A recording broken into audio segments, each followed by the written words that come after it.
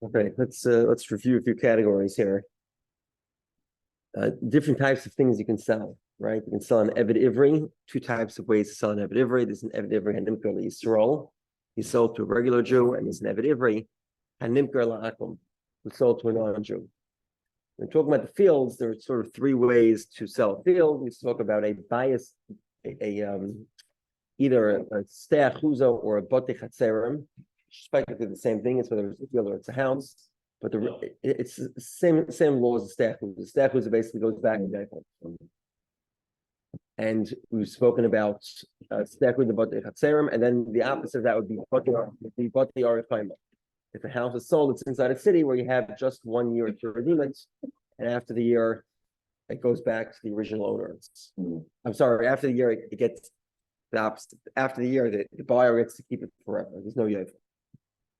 And then there's the law of makdish. If you sanctify a field, you have until yovel to redeem it. After yovel, it goes to the kahanim forever. What does it sanctify a field? It means giving the field. I give the field a hektish. Just giving the field. Yeah, this field should be hektish. Sorry. So if you give it to hektish, you have 50 years to redeem it. Not 50 years. You have until you're able to redeem it. If you don't redeem it by yovel time, then it goes to the kahanim. Now, with regard to a field sold in a walled city, you have 1 year to redeem it. Okay. We saw some other differences. 1 second. A stei achuza cannot be redeemed halfway. Stei achuza is a regular field. You have to redeem it completely. You also have to have the money to redeem it. You can't just redeem. You can't borrow money to redeem it. However, hektish, you can do both. You can first of all redeem halfway. You could also borrow money and redeem it. So we saw Rav Shimon's opinion. Rav Shimon says that we just saw reviewing from yesterday. Rav Shimon's opinion is that you can in other words, sort of the determining factor if you have advantages or disadvantages is basically the way we look at the whole project. In other words, stei achuza, we're very lenient that you get back to field. You have a big advantage that when it comes to the yovel time, you get back to fields. Therefore, we're strict and we say, okay, well, in a second, if that's the case, then you can't redeem it halfway, and you can't borrow money to redeem it either. However, hektish, where if you don't redeem it by yovel time, if you sanctify a field, if you don't redeem it by yovel time, it's going to go to the kahanim forever.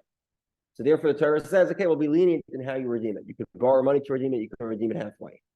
Similarly, Bate Arichaim is the same category. You can borrow money to redeem it and redeem it halfway because Bate Arichaim, you also only have 1 year to redeem it. So because we're disadvantaging you at the end, in other words, there's no yovel, you only 1 year, so we're giving you advantages and methods of redemption. Okay. Now, 1 second. What, 20B are we? 20B, and we're 6 lines on the bottom of the page. First one on the line, 7 lines. I'm sorry. Esfei. In Gol Yigol, Malam Shalov V'Gol V'Gol Chatzon. The pasuk of Makdish tells me that in the scenario of Makdish, sanctifying the fields, you are love V'Gol, you can borrow money and redeem. V'Gol Chatzon, you can redeem halfway. Shiyachal, I would think as follows. V'Ladinu, it's called B'Chaymer. Umam Mecher Stei Achuza. Sheyafa Koichesh Shemigi Yevel V'Lei Negel Loch Zeres Tavala B'Yevel. Hu Are Koichesh Ein Love V'Gol Love V'Gol V'Gol Chatzon. If you have a regular stei achuza, where we're putting you at a major disadvantage, I'm sorry, we're putting you at a major advantage at the end, that at yovel time, it goes back to you. So you have this major advantage by yovel, and yet we still disadvantage you with regard to halfway redemption and borrowing money to redeem. So, 1 second. So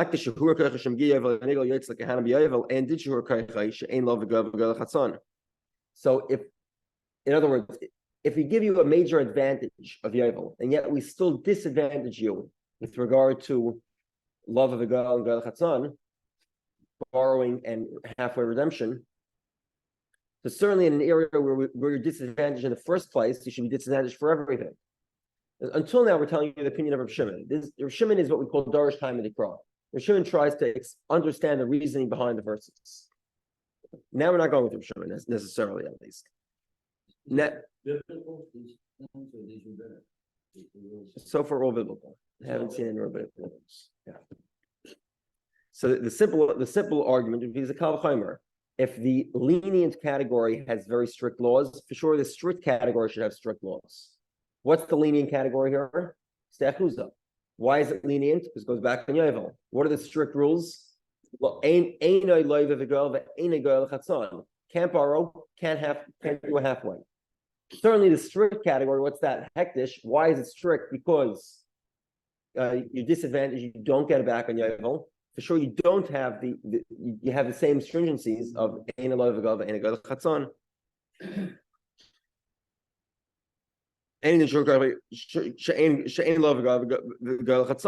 So okay, and therefore the Torah has to tell you that no, actually Makdish is different.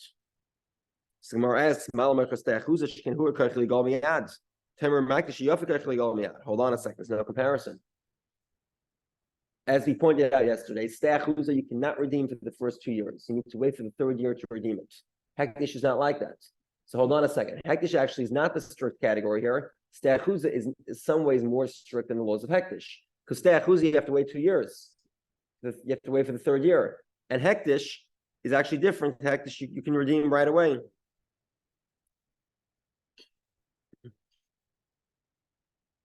So the Gemara says, so, okay, fine, you're right. So, in a certain sense, Hektish is more stringent than, Hektish in a certain sense is more lenient than Ste'achuza. Hektish has a leniency of redeeming it immediately. Okay, fine, so you're right. Ste'achuza does not prove that Hektish is ein loy v'gol v'gol chatzon. It's not a good proof. However, maybe we can combine Ste'achuza with, get ready for it, that will prove it. Because that obviously you have to redeem immediately, because obviously you only have 1 year to redeem it. And yet the you can't borrow money to redeem it, you can't redeem halfway. By the way, that's clearly contrary to the good Gemara previously said from Rav Shimon. Right? The Gemara previously said from Rav Shimon that you could redeem it in Bate Arachayma. So that's the question. Okay. According to Rav Shimon, you could borrow and you can do halfway. And over here we see clearly the Gemara doesn't even question it. It's like take it for granted that it's obvious that Bate Arachayim is like that. So Gemara says like Hash, it's not difficult. It's the famous debate between the rabbis and Rav Shimon. Now, just to know for a second, we'll get back to this in a moment, but we really left the brisa hanging. Right? We basically said that we would combine a kal v'chomer from Ste'achuza and Bate Arachayim. Where both of them, it's both ways of selling a field, and in both categories you can't borrow or redeem halfway. Similarly, Makdish shouldn't either be that way, and that's what the Torah has to tell me that no, Makdish is different. Makdish you could redeem halfway and you could borrow. Okay, we'll get back to it in a moment. Harav Shimon. Tani Chada, one brayta says, "Love of the goy lechatzon." You can borrow and redeem. You can also redeem halfway. The Tanya Idach, another brayta says, "Ein love of the goy lechatzon." You can't. And this is talking about the Arachayma. Like Kasha, it's not difficult. Harav Shimon. It's the rabbis and Rav Shimon. Okay, so we have a general debate here, and this brayta is going with the opinion of the Rabbanon. Let's say you can't do halfway redemptions or borrow money to redeem. Okay, now getting back to the brayta that we're just stuck in the middle of. So the brayta is trying to explain to you why I need a pasuk that tells me that Makdish is law of a goyal. And the answer is because I would think that Makdish should not be able to borrow to redeem or redeem halfway. Why not? Combination drasha from both Bate Arachayma, according to the rabbis, and Ste'achuza. What's the common denominator between Ste'achuza and Bate Arachayma? They're both selling things. It's a field, right? It's a field. And what else is common? You can't redeem halfway and you can't borrow. Similarly, Makdish, it's like selling the field. You shouldn't be able to borrow or shouldn't be able to redeem halfway. Put it in the same category. It shares common denominators. Should share all the common denominators. It's not a shav shabbat. Now, Rav Achi says, no, there's still no comparison. No comparison. Why?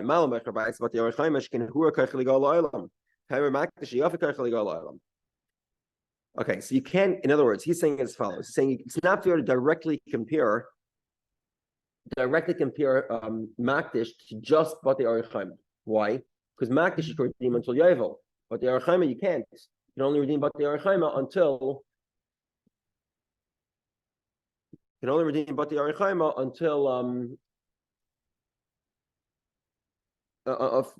for 1 year.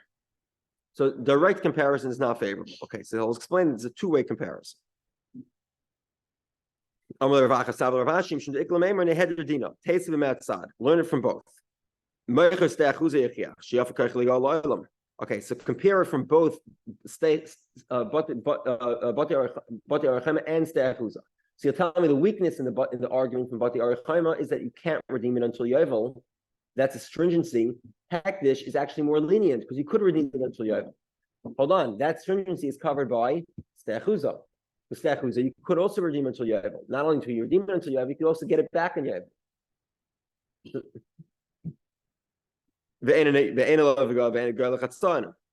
And you can't, and by Steachuza, you can't redeem halfway or borrow to redeem. Okay, so what are you going to ask me? Steachuza has a stringency, you can't redeem it immediately. So if that's the case, I can cover that weakness from Bati Arichaima. Because Bati Arichaima, you could redeem it immediately. It's sort of a typical Mahatzad. The Gemara is basically trying to explain, in an overall summary, the Gemara is saying, look, you're learning out of a combination of two things, Steachuza and Bati Arichaima. Each one has leniencies. What's the leniencies of Steachuza? First, you get it back at Yovel. You also could redeem it until Yovel. And what's the stringencies? You can't redeem it immediately. And you can't borrow or redeem halfway. Bati Arichaima, what's the leniencies?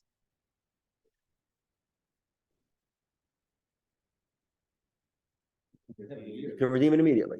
Right. You have immediately. In other words, you don't have a waiting period like Steachuz does. What's the stringencies? Within a year. You only have a year, and now you only have 1 year to redeem it, and you lose it. Period. It's done. It's a done deal. And what else? What's the other main stringency? That ain't a law of a gov and a chatzon. Can't do halfway redemption. Can't redeem. Can't borrow to redeem. Right. And again, this is obviously the rabbi's opinion, not the opinion of Shimon. Okay. Now, regardless, what's the common denominator between both? You're selling a field and you can't redeem halfway or can't borrow to redeem. That's sort of the nutshell. Sumar is going through all the specifics one by one, but that's sort of the basic argument. Okay.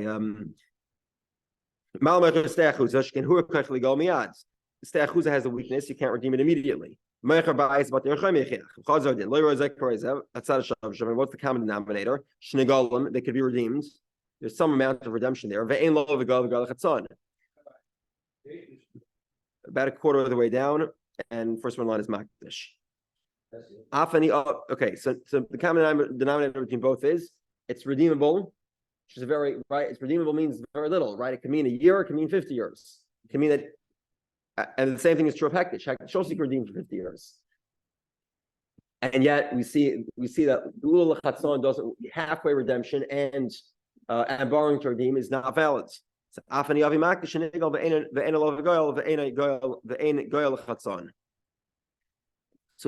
say that Makdish is in the same category. Okay. Marzutra, the son of Rav Mori, says to Ravina, Ikla Mifrach. There's a weakness in this argument. It's a very interesting weakness. Okay, let's just go through it outside. Steachuza. What's the weakness of Steachuza? You can't redeem it immediately. How long do you have to wait to redeem? 2 years. So in year number 2, can you redeem it? No, can't. Okay. Steachuza, what's the stringency?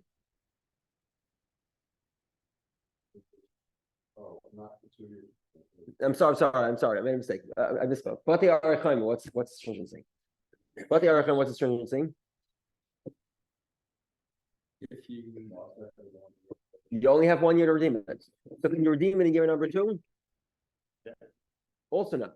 So the common stringency is actually a stringency that both Bati Arechaima have, and Stachus have, you can't redeem in the second year for the opposite reasons, right? Because by Bati Arechaima, it's too late. It's done. It's over. Field is sold. It's done forever. Whereas Steachuza, it's a waiting period. It's the opposite. You have to wait 2 years. But there is a common denominator that year number 2 does not have redemptions. Neither by Steachuza, neither by Bati Arechaima. Whereas Hektish, you can redeem Hektish in the second year. There's no limitation. This took me like a few minutes to figure out when I was preparing it. It took me a while to figure it out because it's contradictory. Yeah. It's for the opposite reasons. Right. Makish does not have this leniency. I'm sorry, Makish does not have the stringency. Makish is more lenient. So maybe because Makish has the leniency of second year redemptions, so therefore Makish also has the leniency of Geula L'Chatzon and halfway redemptions, of halfway redemption and borrowing money to redeem. Okay. So now we're still back to square one. Why do we need a pasuk? Why do we need a pasuk to tell me that you can redeem halfway and borrow money to redeem? There's no reason to suggest otherwise. The Gemara was trying to attempt. It's obvious that that's not the case. You can't. In other words, it should be obvious that a makdish cannot redeem halfway or borrow money to redeem.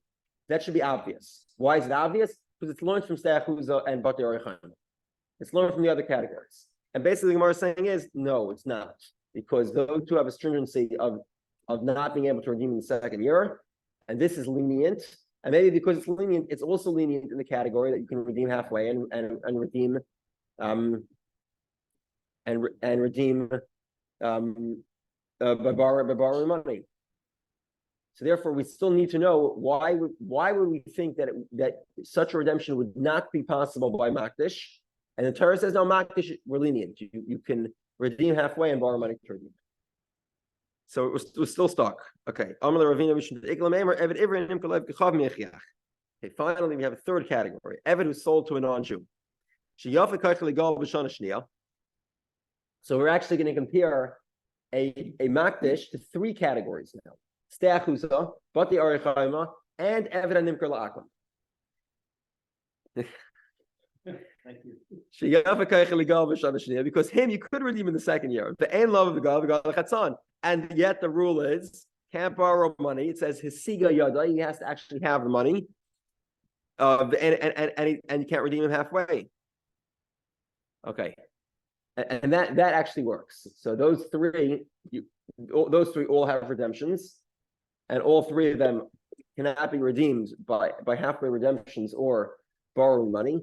Therefore, I would think Makdish is in the same category, and therefore the Torah needs to say no. Makdish is different. Makdish, you could borrow money and you could redeem it halfway.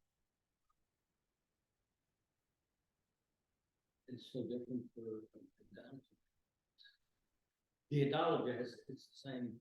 So in other words, we're basically putting three categories into the mix. If we combine an Eved HaNimker La'akum, a Steachuza, and a Bati Arechaima, then we have the common denominator is they have redemption, and you're not able to redeem it halfway or borrow money to redeem it. Since Hektish shares those common denominators, therefore Hektish should be in the same category. And that's why the Torah has to say no, Hektish is in a different category. Hektish does have halfway redemptions and could be redeemed halfway. So then the conclusion is that Rabbi Shimon will go with Rabbi Shimon. No, this is all according to the Rabbanon. None of this discussion was according to Reb Shimon. Okay. We asked it as a question on Reb Shimon, and we resolved that it's complete.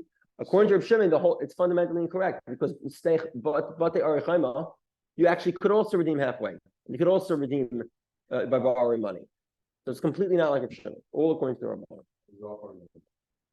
Okay, we're not done yet. Hopefully, at least we'll finish this today. But I believe 6 questions. I think we did 2 of them so far. Okay. Rafuna Bar China has this question from Rav Sheshis. Hamoicher bias, and he was the one who was asking all the questions. Hamoicher bias b'bati Arechaima. Somebody who sells a house in a walled city. Nigal akroivim, ain't a nigal akroivim. Okay, what's Geulas Kroivim again? Let's remember. Geulas Kroivim is what the Torah says by an Eved HaNimker La'akum, slave who's sold to an idolater, has the rule of Geulas Krayvim. Not only can he redeem himself, but all his relatives can also redeem him. We debated whether we learned that also to a regular slave, the Eved Ivri. Whether Eved Ivri has Geulas Krayvim or not, we had said it was a question, an open question. And maybe it's Sachar, maybe not. We'll discuss that more now. So what's the question here? Do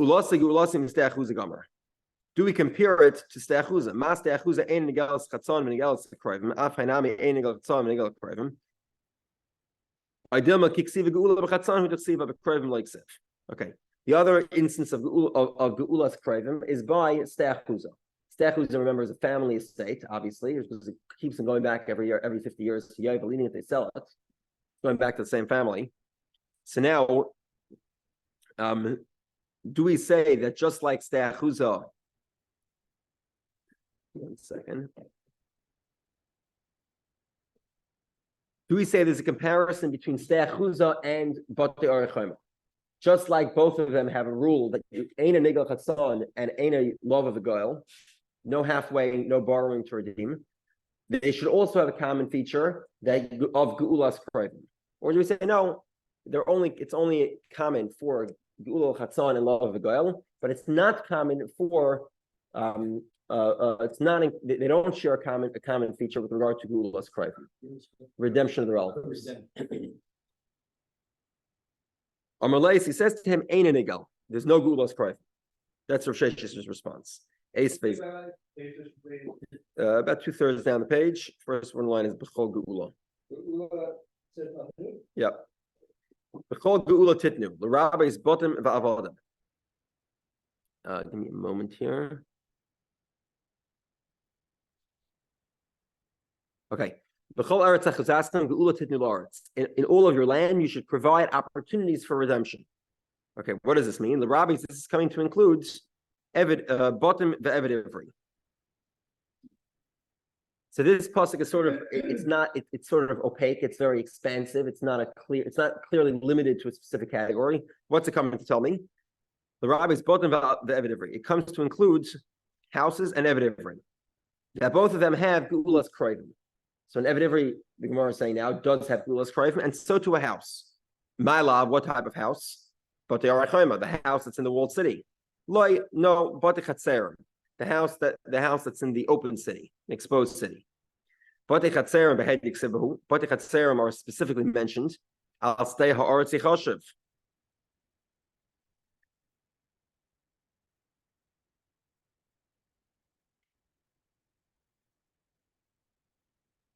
These properties, batei chatzerim, are mentioned. The next word, by the way, I'll stay ha'aretz yichashiv is geula tiyalei.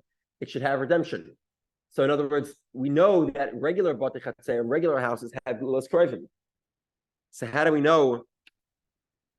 One second. So in other words, so obviously, if we have a pasuk for batei chatzerim, then the next time the Torah includes houses is talking about batei orechayma, houses in a walled city, because we already know houses in an open city are redeemed by relatives. So obviously, the other type of redemption would be houses in a walled city, and that also has geulas krayvim. A relative can come along and redeem it as well. So the Gemara says, no, not necessarily. The point is as follows: not only steachuza, that's right, the family estate. Not only can relatives redeem a family estate. So in other words, I sell my family property. My brother can come in and take the property, redeem it and take the property, so it stays in the family. Not only is that true with regard to steachuza or batei chatzerim, it's true that he's obligated to do so. He's obligated, if he has money, instead of going to invest it, he must redeem my property. It's an obligation. The Tanya we learned, the goal of redeem his brother's property. Rishus, it's voluntary. Ata I'm Rishus, it's voluntary. It's obligatory. It's mandatory. You must redeem it. Okay, so this is an interesting one. If a person doesn't have redeemers, and he finds the money and then he's able to redeem it, but there's just one problem with that. If a person does, Always family or family correct, always found. We're talking about Geulas Krayim. It's always found. Now, what's the problem with this? Ishkilaya Goel. Is it possible for a Jew not to have redeemers? Unless he's a convert, it's impossible. Why is it impossible? Because every Jew is a descendant from Yaakov. So at some level, you go back through the generations, you're going to find the father, right? And that father is going to have other kids. And effectively, the inheritance goes up the generations until there's a son. Excuse me. Until there's either a son or a daughter that's alive, or not alive, a son or a daughter who has descendants that are alive, and those descendants will inherit. So the inheritance goes up and then comes back down to whichever family member. So it's never possible. What does it mean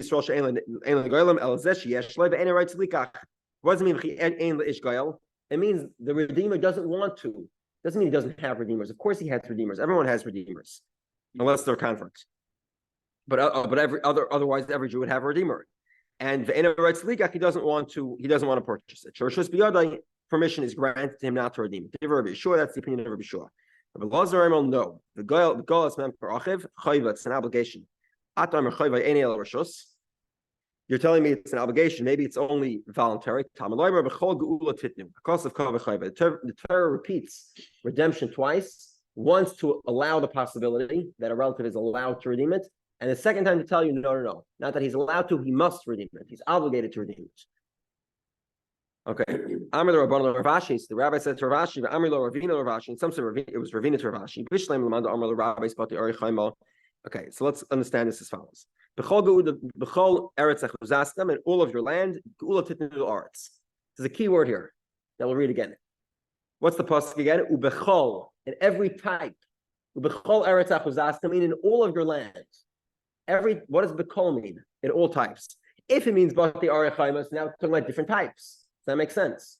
There is a type of land called bate chatzerim or stei achuza, which is the same thing. A stei achuza is a field, bate chatzerim is a house in a exposed city. And there's another type of property called bate arachaima, houses in walled cities. So it makes sense that Torah is giving an expansive definition of gulas krivim in all types of property, whether they're gulas, whether the house is in a walled city or their house is in open cities or fields, which is the same thing as a house in old city. That makes sense. Especially when the word bekol, the expansive category, makes sense. But if you're telling me this is just a repeat, really. In other words, we already know that stei achuza has gulas krivim. The Torah is repeating it to tell you that what? You're obligated to redeem it. If that's the case, my bekol, what's the word kol? It could have said eretz achuzastem, in your land, gula titnu l'aretz, give redemption. And I know already that eretz achuzastem has gulas krivim, and the Torah repeats it to tell me it's an obligation. What's the kol? So the Gemara says, kasha. It remains a pressing question. It remains difficult. Okay. He didn't change his mind, though. Rav Sheshes did not change his mind. Rav Sheshes says that 1 second, hold on.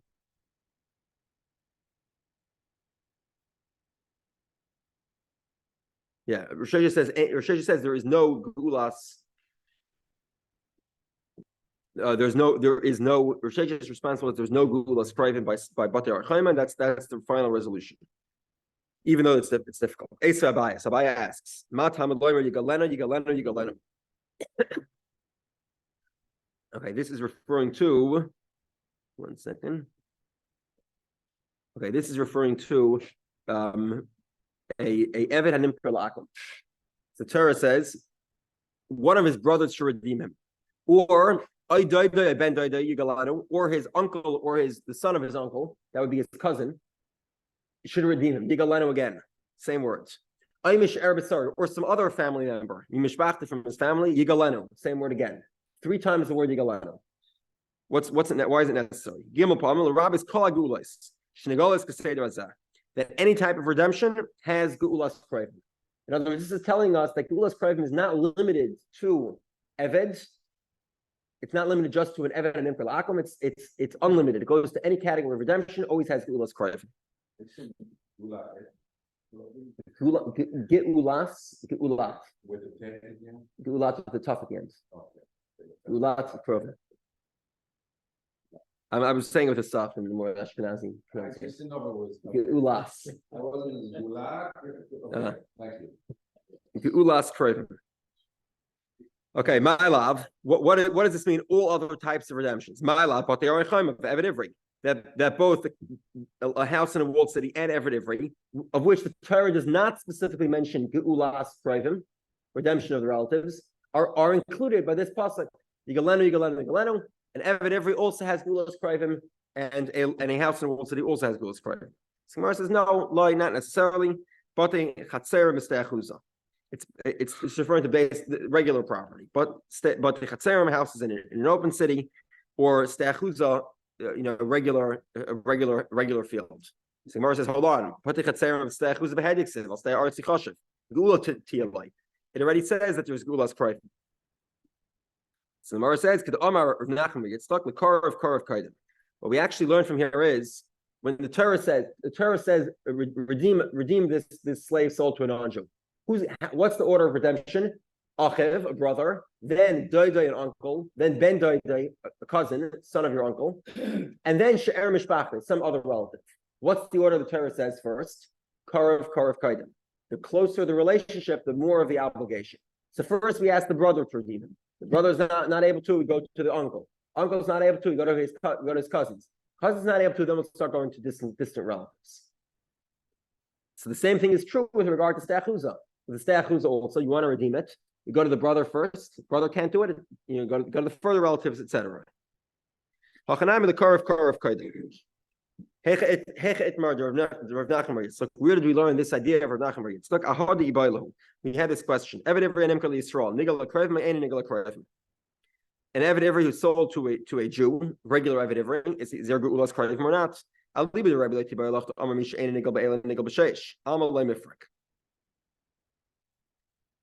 1 second.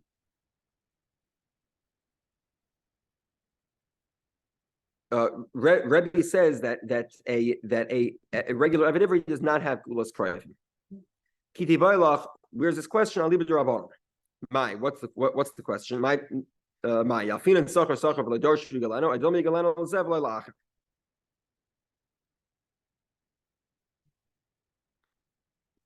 In other words, do we say that they're comparable because of Sachar? In other words, we say that an Eved Ivri and a Eved Kanani, and I'm sorry, and a regular Eved Ivri and an Eved Ivri and Nimkol Akum are both called the Sachar, so they both have the same law of Geulas Kroivim. Or do we say no? Yigalenu is actually a limitation. An Eved Kanani is redeemed by Kroivim, but an Eved and Nimkol Akum is redeemed by Kroivim, by relatives, but not a regular Eved Ivri who sold to a Jewish master. Tomorrow says Toshma, B'chol Geula Titnu, the rabbis bought an Eved Ivri. 1 second. 1 second. This is the pasuk we saw earlier. B'chol Aretz Achuzastem Geula Titnu La'aretz. So the Torah gives this very expansive category. It includes houses and Eved Ivri. Ma'ala, but the Arichaim of Eved Ivri. Hanem Kol Yisrael. The Eved Ivri referring to here is an Eved Ivri sold to a Jew. So the Gemara says, no, Loi Eved Ivri Hanem Kol Yisrael. It's a slave that sold to it's a Jewish slave sold to a non-Jew. So the Gemara says, but that's already obvious. Eved Ivri Hanem Kol Yisrael. It's obvious. The Torah already says, we saw the pasuk. Why don't we need an expansive pasuk to include that which we already know? Torah is very specific that Eved Kanani has Geulas Kroivim. The Gemara says no, there's a repetition. Why? To make it an obligation. Even according to the opinion of Rabbi Shua, I'll try to finish this because this concludes the difficult Gemara.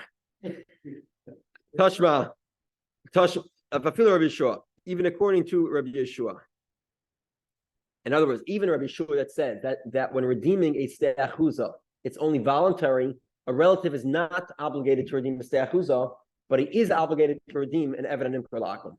If his brother is sold to a non-Jew as a slave, he must redeem him. It's an obligation. Toshma, try to prove this again.